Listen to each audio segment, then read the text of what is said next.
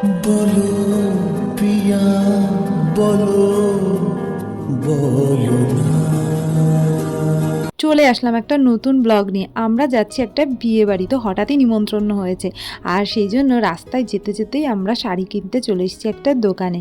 তো দেখো কত সুন্দর সুন্দর শাড়ি, আর এই শাড়িটা আমি নিয়েছি আর পিঙ্কটা মা নিয়েছে। তো রাস্তায় যেতে যেতেই তোমাদের শাড়িটাও শেয়ার করে দিলাম। তো শাড়ির দুটোরই কালার কিন্তু আমার খুব পছন্দ হয়েছে। বিয়েটা হলো আমার মাসির এক ছেলের, আর মাসির বাড়িটা আমাদের বাড়ি থেকে বেশ অনেকটাই দূরে।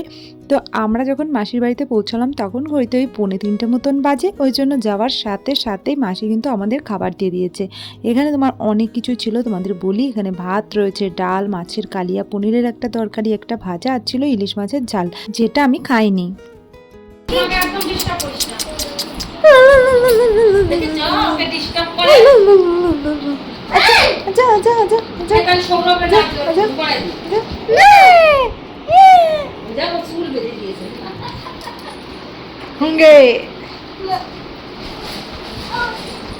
আর ওখানে গিয়ে দেখো মাসিদের এই ডগির সাথে আমাদের তো পরিচয় হয়ে গেছে। ও আমাকে খুব ভালোবেসে ফেলেছে, আমাকে খুব পছন্দ করছিল। তারপরে দেখো নতুন বউকে আমরা এই যে শাড়িগুলো দেখাচ্ছিলাম খুলে খুলে। শাড়ি তো এখন সাধারণত কেউ খুব একটা পরেই না অকেশন ওয়াইজ ছাড়া, তো আমরা যাই হোক খুলে দিলাম বউকে। তারপরে দেখো আমি আর পিকু যে রিক্সায় করে বেরিয়ে পড়েছি। কোথায় যাচ্ছি বলো তো? আসলে মাসি একটা ফুলের দোকানে বিয়ের জন্য যে মালা লাগবে সেটা অর্ডার দিয়েছিল।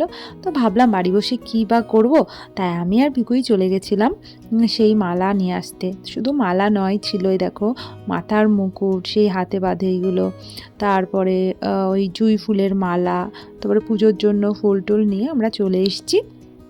এখন ওই বিকেল হয়ে গেছে, আর এই হলো মাসির ঠাকুর ঘর।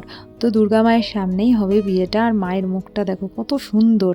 আর তারপরে সন্ধ্যাবেলায় দেখো আমরা কিন্তু এখানে চা খেতে বসে গেছিলাম, আর তারই মধ্যে চলে এসেছিল ক্যাটারারের লোক। আমি বলছিলাম যে এর মধ্যে কি কি আছে আমাকে একটু দেখাও।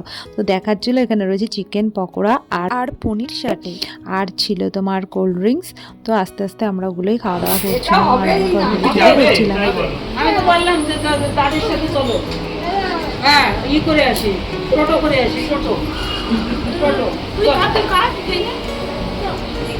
খেয়ে নে, তারপরে একসাথে বেরোচ্ছি। বসো এখানে, বসো। আচ্ছা ঠিক আছে, বেরোবো।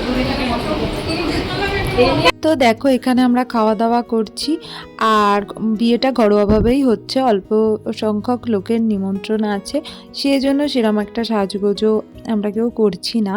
তো তোমাদের দেখাবো কি কি সাজলাম না সাজলাম, তো সেই জন্য কিন্তু ব্লগটা পুরো দেখতে থাকো।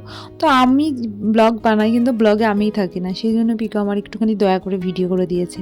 আর এই সোনাটাকে না ভিডিও করে আমি তো পাচ্ছি না, আর আমার সোনা কিন্তু রেগে যাচ্ছিল, ওকে সোনা সোনা বলছিলাম বলে, কারণ বলছে যে আমি তোমার সোনা, ও না।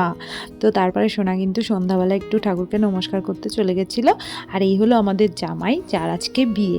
তারপরে আমি এই যে আমার মাসির মেকআপ করছিলাম, একদম সিম্পলের মধ্যে একটুখানি সাজিয়ে দিয়েছিলাম।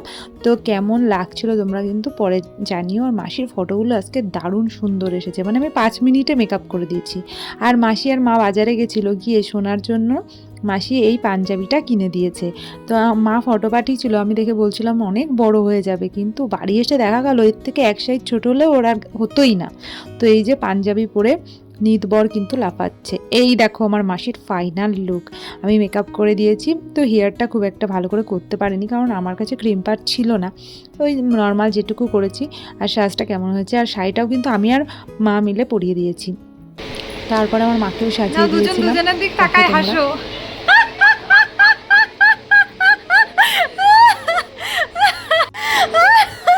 আমি টাকা দিব তাকাই।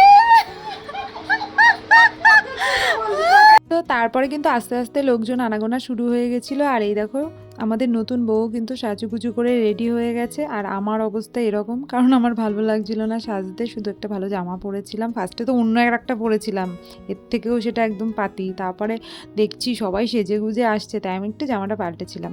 আর তারপরে মা দেখো ওর সেজে গুজেও মার শান্তি নেই, আবার ওর খাবার রেডি করে ওকে খাওয়ালো। আর এই হলো আমাদের বড়ও কিন্তু একদম সাজুগুজু রেডি। আমি আমার মাসিকে জিজ্ঞাসা করছিলাম, এই মাসি কেমন সাজিয়েছি বলতো। আর রাত্রেবেলায় যে খেতে বসে গেছিলাম, অনেক রাত হয়ে গেছিলো। তো ফার্স্টেই ছিল তোমার নানপুরি আর চানা মশলা, তারপরে স্যালাড দিয়েছিল, তারপরে ডাল বেগুনি। কিন্তু আমার মাটন আর ফ্রাইড রাইসের ভিডিও করতে আমি ভুলেই গেছি, মানে এত ঘুম আসছিল। আর এই হলো আমাদের জামাই তদারকি করছিল, আর বিয়েতে বসবার আগে গেছিলো মাকে প্রণাম করতে। তো এটুকুই ভিডিও, তারপরে রিচুয়ালসগুলো তো শুরু হয়ে যাবে, তোমরা দেখতে থাকো। বলো পিয়া বলো বলো না,